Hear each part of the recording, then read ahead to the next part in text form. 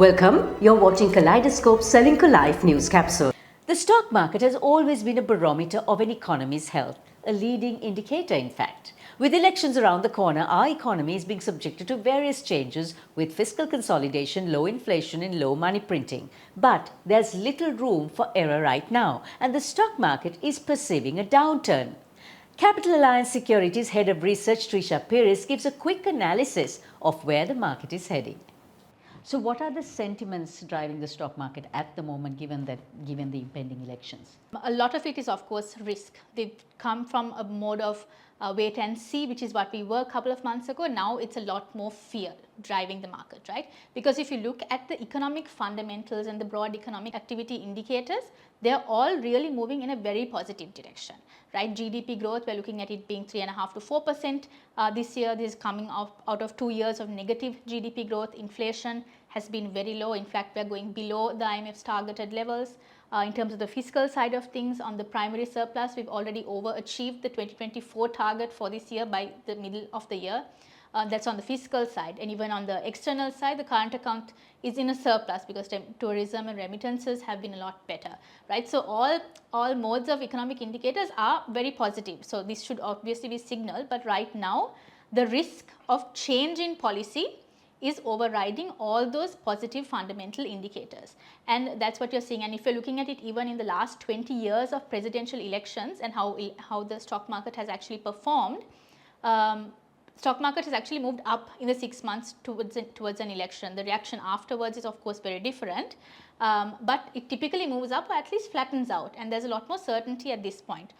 This time it has taken a very steep dip. Right, so it's very different to compare to the last 20 years of presidential elections. So the two main factors that we're seeing as a difference right now is, number one, is that typically Sri Lanka's presidential elections, there's been more certainty around who's going to actually win. Either it's two candidates, or very close to elections, at least at this point of time before an election, you're moving towards a direction of understanding who's going to actually win and what kind of policies are going to be in place. This time around, there's a lot more uncertainty. It's more of a three-horse race right now. Maybe as time goes by, it might move towards a two-horse race, but at the moment, it's relatively wide. The second reason is that this is the first presidential election after an economic crisis as deep as it was in the last 2 years. Yes, we've been through the war, but not an economic crisis of this sort that has really impacted the masses at large. So the voter preference is obviously going to reflect this, and the economic pain that we've endured, that has of course helped us to get to even this point. The taxation of all of that has been very much a burden. So all of that comes into political play as well, and that again affecting what, as you mentioned, the perception of where the economic health will be in the coming months. So in your analysis, what scenarios will be the change drivers for the market? Leading up to the election, the main change driver is probably going to be whether it's going to be a contested three-way election or is it going to be two-way election, and that's, I think, the only certainty that we can have prior to the election. Post-election is very much going to be one of understanding whether there's going to be policy consistency, right? And that is the one main driver, because when you look at the timeline of things, post the presidential election, you're also looking at another parliamentary election, and now on the cards is another local government election as well.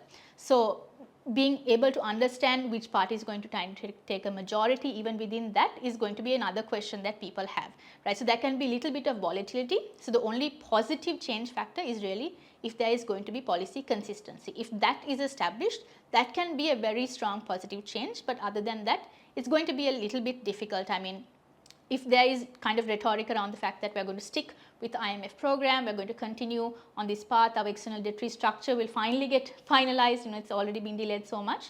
Those things can kind of add up over the months prior to the election, of course, but you need policy consistency, and that's really the main thing that can change. Kaleidoscope is on YouTube, Facebook, Instagram and LinkedIn. Please subscribe, follow us and like us for more.